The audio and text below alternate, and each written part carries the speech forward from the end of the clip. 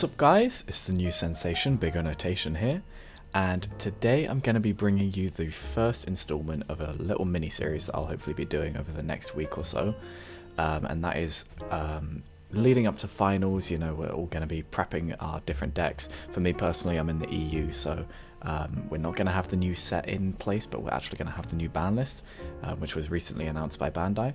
So we're in kind of this middle format, kind of tradition for EU nowadays, in this middle weird format, and people are going to be obviously trying to figure out what decks they want to play. So I figured I might as well bring you my 5 choices for finals. I'm going to be doing one of each color hopefully, and just to give you guys a little bit of an insight into what decks I might be considering playing, and you know, it gives you a bit of variety in what you might want to pick, because if you have a specific color that you want to play, then obviously you can play that color out of the 5 choices. So I figured I'd start off with black, being the most underrepresented and somewhat outlier, somewhat dead color at the moment, I guess you could say. Not even getting a new archetype in the new set, not getting really any sort of support other than like the couple of Kid Coup cards and like the weird magenta archetype, which isn't really black.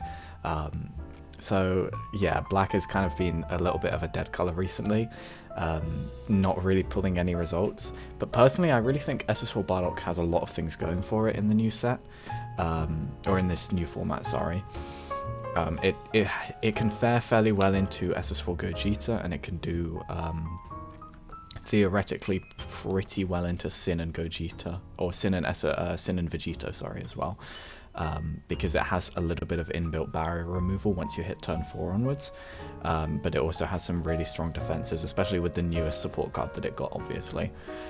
So we'll hop straight into the video, and I'm going to be bringing you guys, well, this series will include obviously the deck profile, a little bit of an explanation as to why I think the deck is good in this specific format. I'm not going to be trying to go over the cards as much, more trying to break down why they're good right now.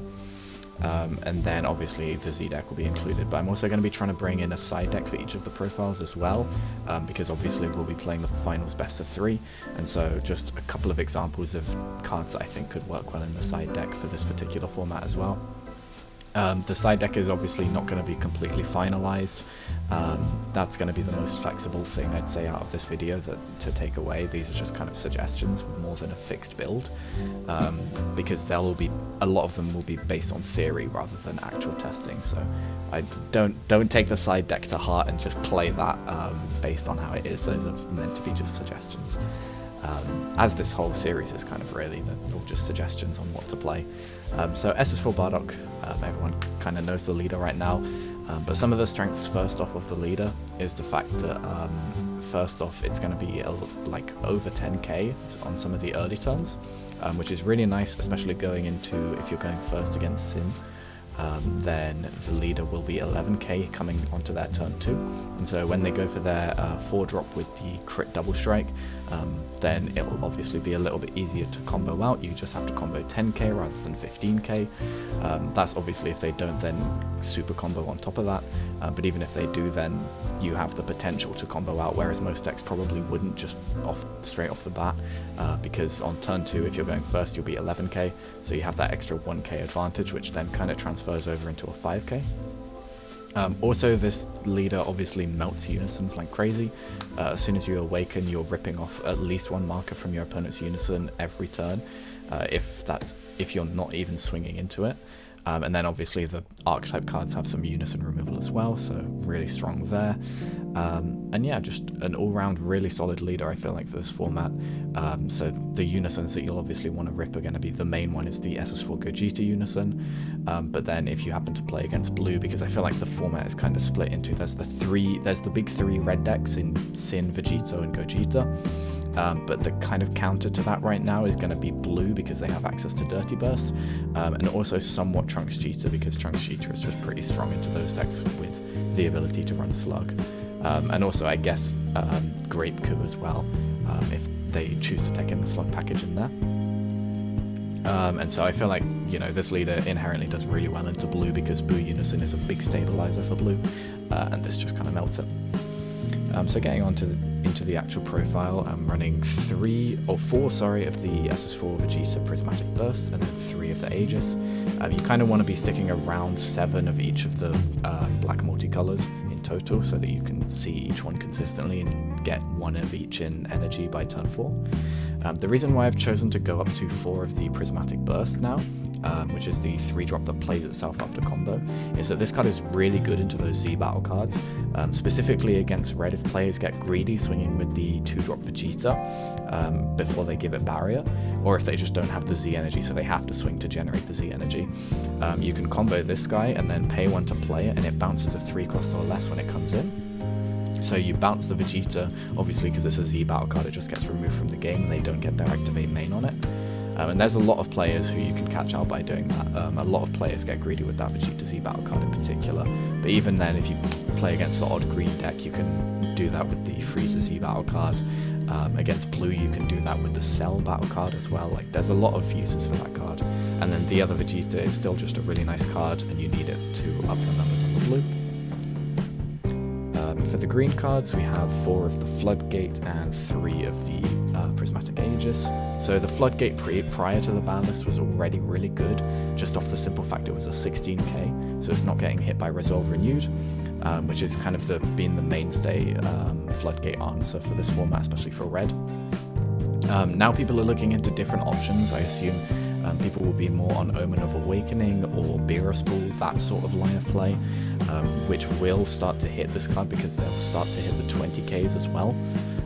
So that does make this card slightly weaker due to the ban list, but it might just end up being a case of like hoping your opponent doesn't see them or hoping people don't catch on to that in time. But I feel like that will just kind of be a problem that this deck will have to adapt to and come around to.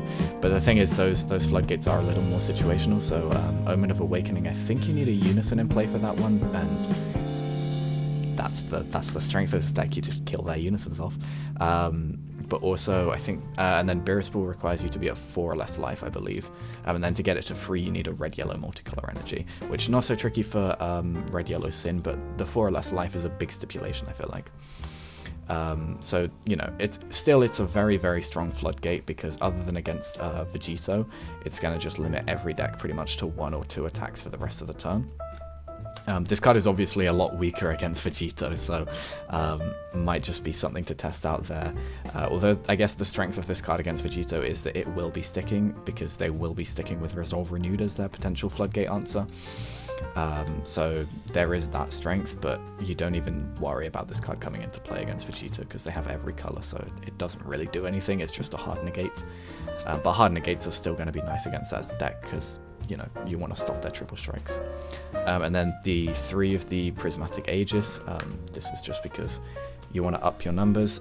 This card is also really strong, obviously. Removing a marker from a Unison when they have 3 or more markers is very, very helpful. Basically means that if they have 3 markers on a Unison, you charge this, and then you swing with your leader into the Unison, it dies.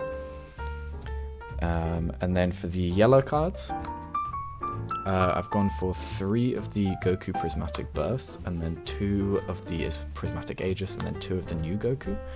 So the Prismatic Burst is really nice, just because it negates a Unison skill, and it can be particularly nice into SS4 if they choose to swing with their leader first, and then you can, before they plus up on their Unison, and then you can, because then they want to get max value out of the cards that they combo with off board, so that they can generate as much of the energy as possible.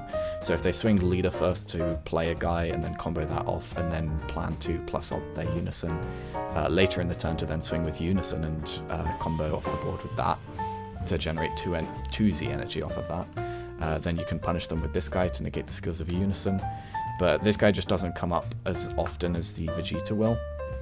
So I feel like 3 of this guy is kind of fine. And then these last 2, the Prismatic Aegis is just the guy you want to be charging. One of the weaker Prismatic Aegis cards, I feel like, is this guy, but sometimes he comes up, sometimes you just play him as a blocker and he makes a guy skillless and then KOs a guy, or switches it to rest mode if it's not skillless, so not too bad. And then this is one of the weaker cards in the deck and something I have been considering cutting. but I do just feel like being able to have a variety of different yellow cards is nice, so that if you see multiple copies of them later in the game, having one copy of this in hand and one of this is just going to be better than having two of this most of the time. So that's kind of my reasoning behind it. Sometimes it just comes up in those slightly longer or mid-range based games where you just pay one for this guy over the top of something on board. But in theory, you could just cut these and then add in an extra one of each of the other yellow guys. That would be absolutely fine as well. And then for the red ones, we have got 3 of the counterplay and 2 of the barrier guy. So the barrier guy is obviously the main guy you want to be charging, because you can give up to minus 10k on a battle card or unison, which is really nice. And I do find myself sometimes struggling to find these, so I do feel like if there was a card that I could add into the deck, I'd maybe considering upping this to 3 if possible. But I'm going to talk about that a little bit later. There's changes that I could potentially see making to the deck, and you could obviously try out if this is a deck you guys are interested in for finals. And then the counterplay, just really nice card. You mostly use this to deal with floodgates, to be honest. But another strength of this deck is now, again, if you're going first against Sin, on your turn, or on their turn 2, sorry, you'll be able to leave 2 energy open, and if you've got a red energy in there, you can just, when they go to play their 4-drop, you can just counterplay it, and that's most of their aggression gone from that turn. And then if they give crit to one of their 15ks like the Nuova, you're able to just combo off a 5k, and that'll put your leader to 16k for that battle. So it's just a pretty strong play. That is all dependent on you going first, sadly, but a lot of this format is going to be very dice roll dependent, especially for a deck like this. And then we're also running 2 of the SS4 Bardock Unison. Sometimes, especially in those slower matchups, you just find this on turn 2 and drop it, and it kind of just wins you the game because it keeps your advantage up. And a lot of the times, even in those aggressive matchups, like even against SS4 Gogeta, I find myself sometimes just dropping this guy turn 2, because worst case scenario, it soaks up a couple of swings, and it nets me a card. So realistically, it's never going to be a bad thing. And then later game, there are times where you can just tap 2 to play this guy, and then just instantly minus 2, and just use it as a floodgate for the next turn. And potentially that could be really helpful against a deck like Vegito, because they don't end up accumulating a massive number of cards in hand. They just cycle quite a lot, so they'll maintain hand size with their aggressive plays, but they won't necessarily go up to like 15-16 cards in hand like Gogeta does. So this card can actually be pretty useful against them, I feel like. And then for our boss monsters, we are of course running 4 of the new Gogeta. I was trying this guy at 3 originally, but 4 has just felt so much better since trying it out. And this is also the reason why we're running much lower of the red-black multicolors as ratios as well, because we have 4 more than we actually would originally need. So a couple of strengths of this guy. Obviously he's going to be your main turn 3 play, but he's also a 1-cost 10k, and something that I've been trying to push a lot more this format is the idea that combo power is king right now, for a couple of reasons. So the main one being that counters are quite widespread in the top decks right now. If you look at Vegito and you look at Sin, the red-yellow Sin variant is indisputably the best version of Sin right now, especially with the hits to Yamcha and Broly Crown and all of that. It's easily the best version of Sin, and so both of those are going to be running the red-yellow counter, and that kind of means that you can't rely on floodgates or your just hard negates in general, because if they're swinging for kill, then they'll be able to counter or Broly Crown the floodgate out your hand and just push from there and try and kill you. And so you need to make sure that you have combo power to back it up. And so this guy is really the reason that we run 4 of that is just because this guy's a 0-cost 10k combo, and so he just really helps with, first off, obviously out-comboing the early hits.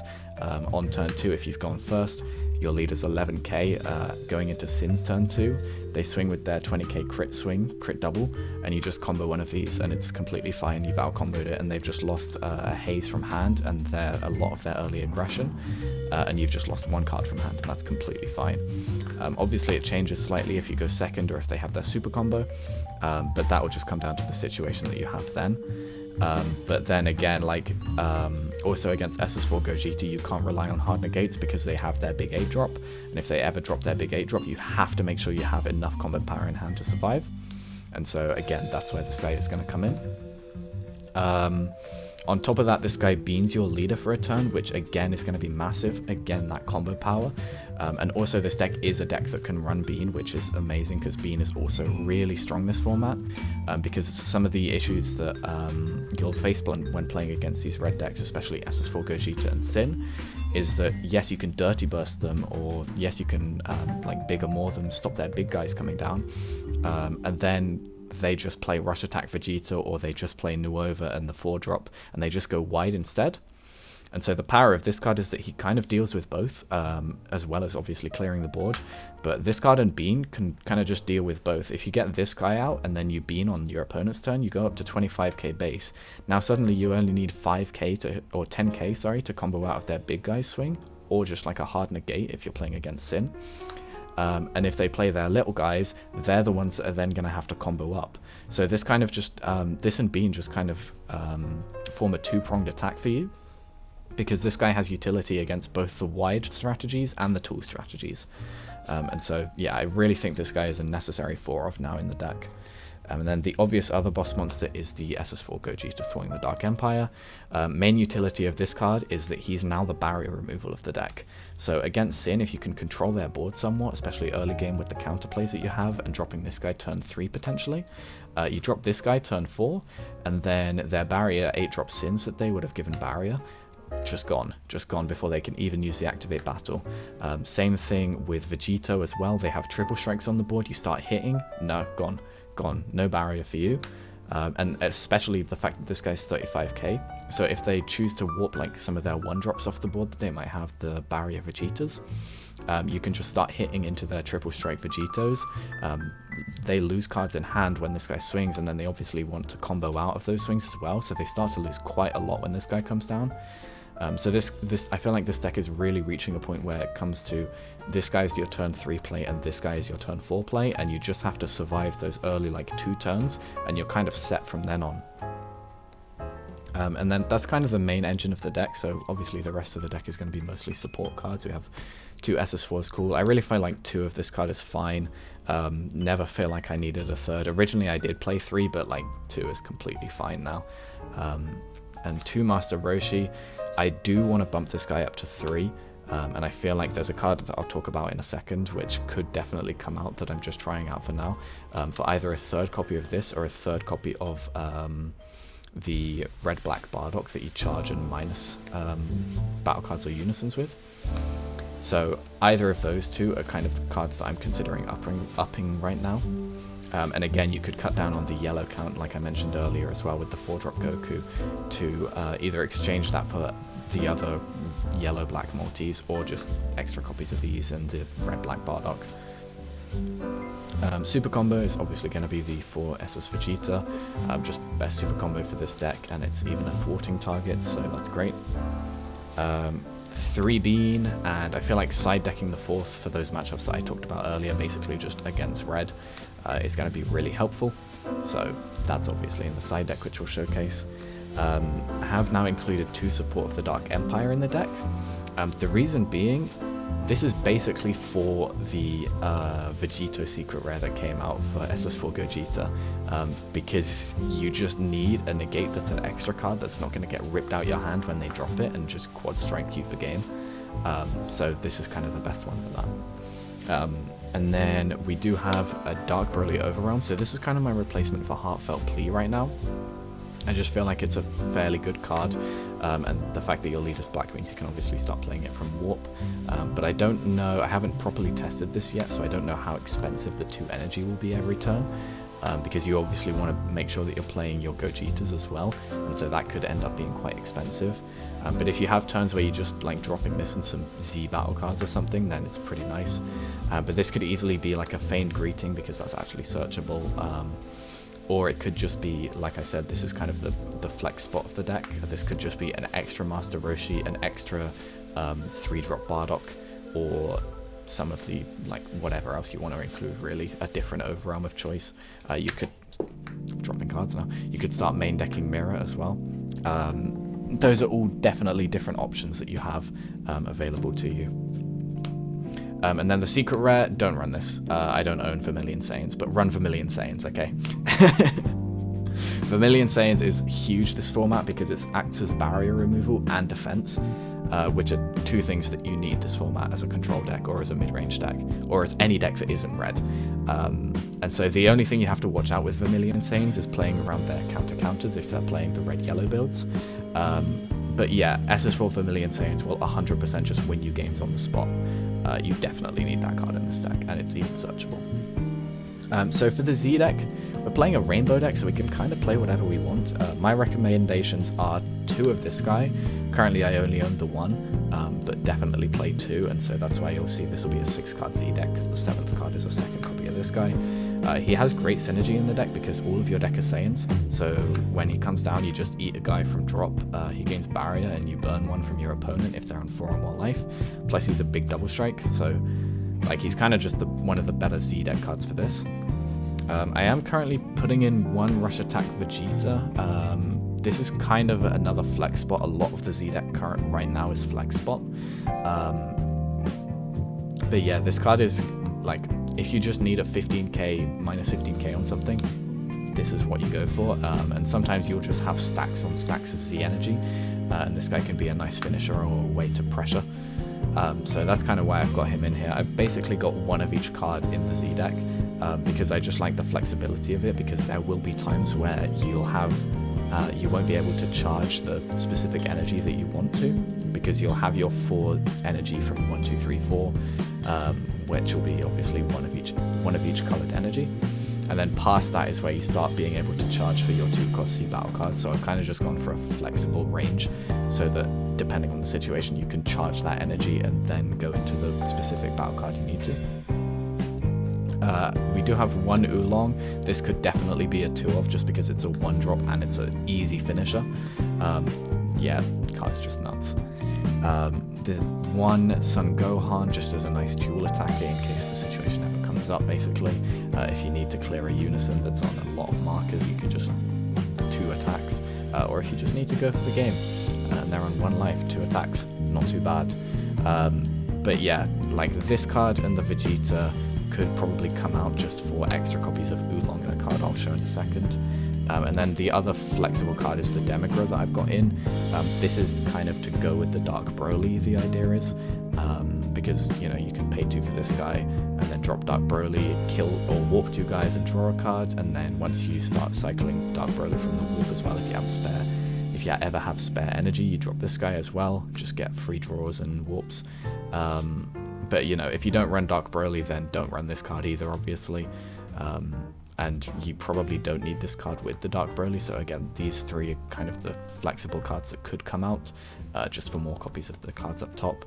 And you could also play the 1-drop blue Goku, just as a way to remove a 5-cost or less at the end of the turn, and also he's a 15k swing, so that could be fairly nice as well.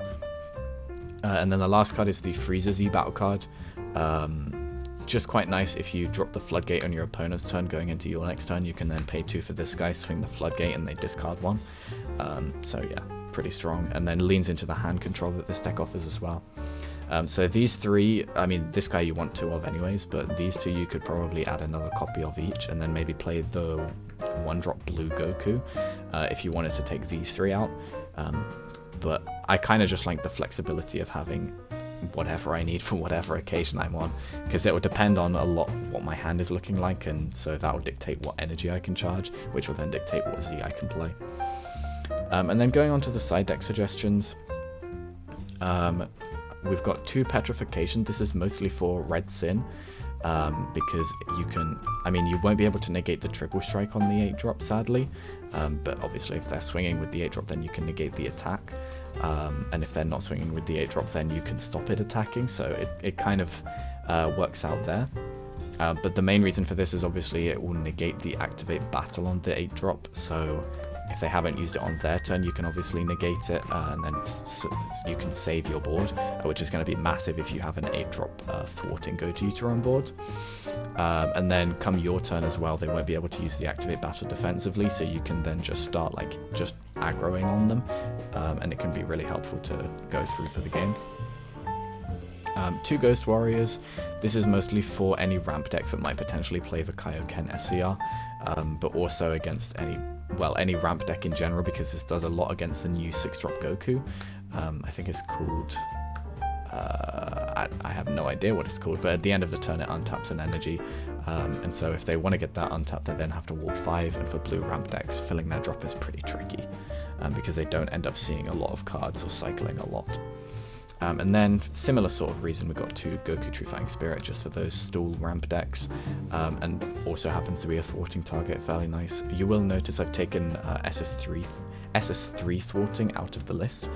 It just feels like you're only ever playing it past turn 4 once you've got the 8-drop out, because then you obviously have warped the Goku and the Vegeta. And past that point, you're in a really good spot anyways if you've got that guy down. And so you either want to be then dropping more boss monsters or just dropping your Z energy stuff. And so it felt like there was never a time where I wanted to drop thwarting where it wasn't just a win more card. And so obviously, even though it's a very strong card, it just feels too situational nowadays for this deck at least. I've got 3 Dark Power Black Marseillan in. This is for the Trunks Cheetah matchup mostly.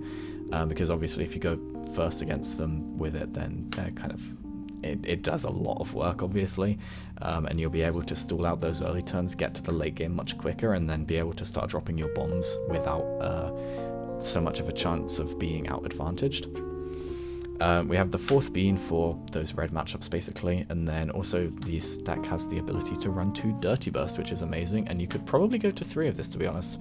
The only issue with this card is it's kind of only live past turn 5 because you want to be charging 1 of each color energy from turn 4, and so you know you don't want to mess up your charges, because then you won't be able to awaken as early and get all the effects. So that is the only issue with this card, and the only reason why I've got 2 rather than 3 or 4. But once you get past turn 4, because your leader's going to be untapping you 1 every turn, you can just untap, sit on 2 blue, and then have the option to either bean or dirty burst depending on what they do. And then once you've beaned, you can obviously then floodgate or counterplay them as well. So yeah, this kind of just gives you those options, which is amazing. I am siding 1 of the 10 drops. I did have to cut this from the main and I hate it, so I've kind of got this in the side because I've got a soft spot for it, but it's really good against those slow matchups, against Trunks Cheetah, against any sort of blue slow stuff as well, because blue won't be able to keep a unison up for counterplays very often, because just your leader and inherent removal for unisons. So this card, you don't need to fear God Sealing as much because you can easily get rid of the unison. So this card is fairly easy to stick even against blue. It's just more of a case of hitting that turn 5 and being able to drop it for the value that you want. And then the last couple of cards are 2 of the Broly Unison. So this is more for those aggressive matchups where they might drop big bombs early on. It's pretty nice against Sin, because if they are dropping their 8-drop on turn 3 and you've gone second, then they won't be able to give it barrier because you have to have 3 or more energy. And then on your turn, you can just drop this guy for 1, -1, warp it, and you don't have to deal with it anymore, and that's 1 out of 4 sins gone. And then you just have 3 more to get through before you get to win the game. And then the last card in the side deck is the Mirror. You basically just chuck this in against SS4 Gogeta instead of the Dark Broly. And you could honestly main this card and probably even try out a Champa as well as a win condition against SS4 Gogeta. But yeah, that's all for you guys to try out if you guys are interested in playing this deck.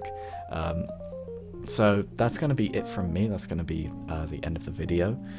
Like I said, I feel like this deck definitely has some strong potential, and out of all of the black decks currently available, I do feel like this deck is probably the strongest in the current format.